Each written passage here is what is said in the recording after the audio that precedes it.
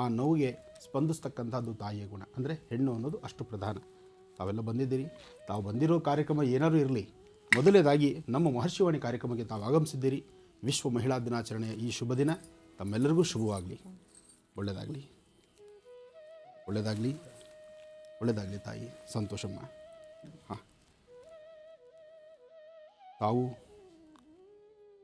ಶುಕ್ಲ ಯಜುಶಾಖ trust ವತಿಯಿಂದ ಯಜ್ಞೋವಲ್ಕಾಶ್ರಮ ಈ ಒಂದು ವಿಶೇಷವಾಗಿರ್ತಕ್ಕಂಥ ನುಡಿಯಲ್ಲಿ ಬೃಹತ್ ಬೆಂಗಳೂರು ಮಹಾನಗರ ಪಾಲಿಕೆ ಇವತ್ತಿನ ದಿವಸ ಯಜ್ಞೋವಲ್ಕ ವೃತ್ತ ಅಂತ ಹೇಳ್ತಕ್ಕಂಥದ್ದನ್ನು ನಾಮಕರಣ ಮಾಡ್ತಾ ಇದೆ. ಇದಕ್ಕೆ ನೀವು ಇನ್ವಿಟೇಷನ್ ಕೊಡಲಿಕ್ಕೆ ಬಂದಿದ್ದೀರಿ, ಬಹಳ ಸಂತೋಷ. ಎಷ್ಟೊತ್ತಿಗೆ ಕಾರ್ಯಕ್ರಮ? 10:30ಗೆ ಸ್ವಾಮಿ. ಮಾತಾಡಿ. 10:30ಗೆ ಸ್ವಾಮಿ. 10:30 ಅಷ್ಟೊತ್ತಿಗೆ. ಸಂತೋಷ. ತಮ್ಮನ್ನು 2-3 ದಿವಸದಿಂದ ಭೇಟಿ ಮಾಡಬೇಕು ಅಂತ ತುಂಬ ಪ್ರಯತ್ನ ಬಿದ್ವಿ. ಬಟ್ ಇಲ್ಲಿ ನೀವು ಕನ್ನಡದಲ್ಲಿ ಡೈರೆಕ್ಟಾಗಿ ಸಿಗ್ತೀರಾ ಅಂದ್ಬಿಟ್ಟು ಇಲ್ಲಿ ತಮ್ಮನ್ನು ಇನ್ವೈಟ್ ಮಾಡೋಕ್ಕೆ ಬಂದಿದ್ದೀವಿ ಸ್ವಾಮಿ. ತುಂಬ ಸಂತೋಷ. ನಿಮ್ಮ ಕರೆಯೋಲೆ ನೀವು ಇಲ್ಲಿ ತಂದ್ರಿ, ಜೊತೆಗೆ ಇವತ್ತು ತಾಯಂದ್ರನ್ನ ಕರೆದ್ರಲ್ಲ, ಅದು ಬಹಳ ಸಂತೋಷ ಆಯಿತು ನಮಗೆ. ಖಂಡಿತ ಬಂದು ಈ ಕಾರ್ಯಕ್ರಮಕ್ಕೆ ಭಾಗವಹಿಸಿ ಆಶೀರ್ವಾದ ಮಾಡಬೇಕು ಅಂತ ಗುರುಗಳಲ್ಲಿ. ತುಂಬ ಸಂತೋಷ. ಇವತ್ತಿನ ದಿವಸ ಸಮುದಾಯದಲ್ಲಿ ಸಾಕಷ್ಟು ಅಲ್ಲೋಲ ಕಲ್ಲೋಲವೇ ಇದೆ. ವಿದ್ವಾನ್ ಸರ್ವತ್ರ ಪೂಜ್ಯತೆ ಅಂತ ಹೇಳ್ತಾರೆ. ವಿದ್ಯೆಗೆ ಕೊರತೆ ಇಲ್ಲ, ಜ್ಞಾನಕ್ಕೆ ಕೊರತೆ ಇಲ್ಲ. ಆದರೆ ಎಲ್ಲೋ ಒಂದು ಕಡೆ ಕೈಕಟ್ಟಿ ನಿಲ್ಲುವಂತಹ ಪರಿಸ್ಥಿತಿ ಎದುರಾಗ್ತಿದೆ.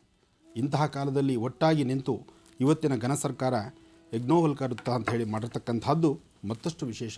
ಈ ಸಮಾರಂಭಕ್ಕೆ, ಈ ಒಂದು ವಿಶೇಷವಾಗಿರ್ತಕ್ಕಂಥ ನಾಮಕರಣ ಸಮಾರಂಭಕ್ಕೆ ನಾನು ಬರ್ತೇನೆ. ಒಳ್ಳೆಯದಾಗಲಿ. ಇದು ಚಾಮರಾಜಪೇಟೆ 3ನೇ ಮುಖ್ಯ ರಸ್ತೆ.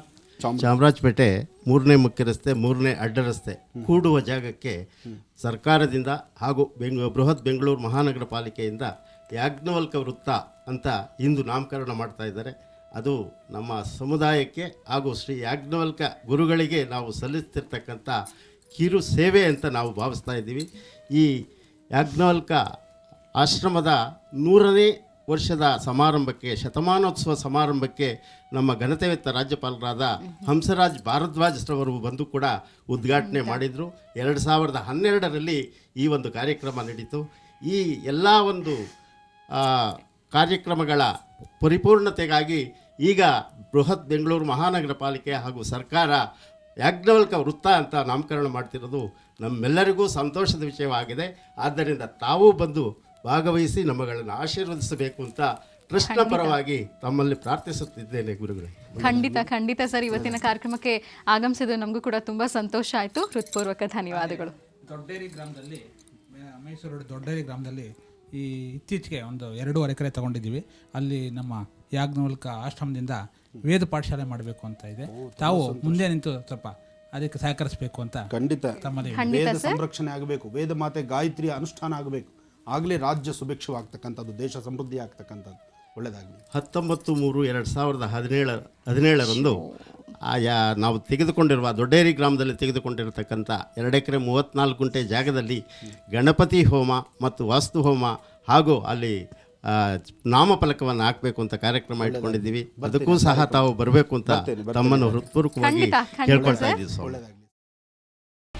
ಗ್ರೀನ್ ರೈಸ್ ಮಾಡುವ ವಿಧಾನ: ಮಿಕ್ಸಿ ಜಾರ್ಗೆ ಕೊತ್ತಂಬರಿ ಸೊಪ್ಪು, ಹಸಿ ಮೆಣಸಿನಕಾಯಿ, ಬೆಳ್ಳುಳ್ಳಿ, ಶುಂಠಿ, ಪಲಾವ್ ಎಲೆ, ಕಾಳುಮೆಣಸು, ಜೀರಿಗೆ, ಲವಂಗ, ಚಕ್ಕೆ, ಅನಾನಸು, ನೀರು ಹಾಕಿ ರುಬ್ಬಿಕೊಳ್ಳಿ. ಒಂದು ಪ್ಯಾನ್ಗೆ ಎಣ್ಣೆ ಹಾಕಿ ಅದು ಕಾದ ಮೇಲೆ ಜೀರಿಗೆ, ಈರುಳ್ಳಿ, ಕರಿಬೇವು ಹಾಕಿ ಹುರಿದು ರುಬ್ಬಿದ ಮಸಾಲ, ಉಪ್ಪು, ಅನ್ನ ಹಾಕಿ ಮಿಕ್ಸ್ ಮಾಡಿ. ಒಂದು ಚಿಕ್ಕ ಪ್ಯಾನ್ಗೆ ತುಪ್ಪ, ದ್ರಾಕ್ಷಿ, ಗೋಡಂಬಿ ಹಾಕಿ ಹುರಿದು ಕಲಸಿದರೆ ಗ್ರೀನ್ ರೈಸ್ ಸವಿಯಲು ಸಿದ್ಧ. ಅವಳು ಕೇಳೋ ಹಾಗಿದ್ದಿದ್ರೆ ಎಲ್ಲ ಯಾವತ್ತೋ ಸರಿ ಹೋಗ್ತಾ ಇತ್ತು.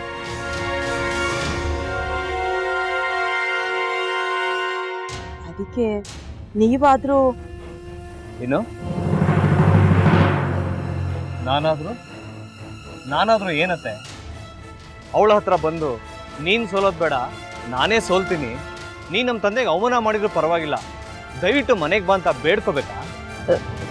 ಹಾಗೆಲ್ಲ ಅಳಿ ಅಂದ್ರೆ ಸಂಸಾರ ಅಂದಮೇಲೆ ಇಂಥದೆಲ್ಲ ಏನಾದ್ರೂ ಒಂದು ಇದ್ದೇ ಇರುತ್ತೆ. ಹೋರಾಟ ಮಾಡಿದ್ರು.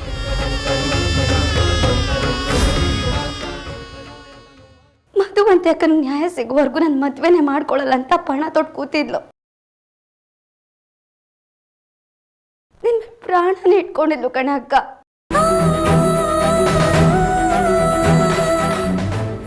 ಅವಳು ಮೈ ಮೇಲೆ ನೀನು ಸೇರ್ಕೊಂಡು ಅವಳ ಸಂಸಾರನ ಹಾಳು ಮಾಡ್ತಿದ್ಯಲ್ಲೇ.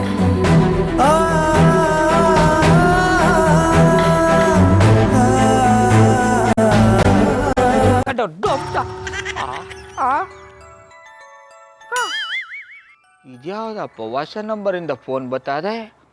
ಆ ಫೋಟೋ ತಗೊಂಡವೇನಾದ್ರು ಬೇರೆ ನಂಬರಿಂದ ಮಾಡಿರ್ಬೋದಾ? ತೊಂದರೆ ಇಲ್ಲ, ಎತ್ತು ಬಿಡು. ಹಲೋ, ಏಯ್ ಪಟ್ಟಾಪಟ್ಟಿ ಚಡ್ಡಿ ಬನಿಯನ್, ಏನೋ ಮಾಡ್ತಾ ಇದ್ಯಾ? ಶಿವನೇ ಶಂಭುಲಿಂಗ, ನಿನ್ ಜೊತೆಗೆ ಮಾತಾಡ್ದವನೆಲ್ಲಪ್ಪ. ಅಲ್ಲ ಶಿವ, ಯಾಕೆ ಹಿಂಗ್ ಫೋನ್ ಮಾಡಿ ನಂಗೆ ಜಂತುಳ ಬಿಡ್ತಾ ಇದೆ? ಏಯ್ ವಾಯ್ಸ್